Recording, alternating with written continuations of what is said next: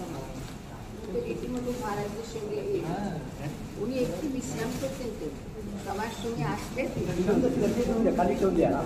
সবার সঙ্গে যখন আসতেন যে ঘরে উনি ঢুকতেন সবাই কথা বলছিল ওইখানে এসে কারণ জিএস ঘুমোচ্ছে, জিএস 1 ঘন্টাও ঘুমোবেন না।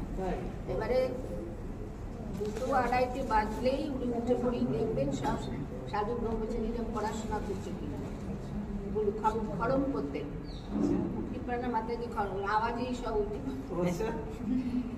এইসব। আর ট্রাস্টিড হয়ে মৃত্যু সব আসছেন, সুতা প্রাণা মাতাজি, মৎস্যপ্রাণা মাতাজি সবাই এসে ওদের কথা বলতেন, ওদের সঙ্গে ইয়ে করতেন।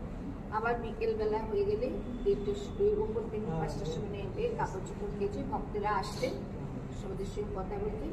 ঠিক ভজনের সময় উনি ঠাকুর ঘরে গিয়ে হ্যাঁ ঠিক আরতির সময় ভজনের মেজে দিয়ে ওনার আসন নিবে ঠাকুর ঘরের ভিতরে।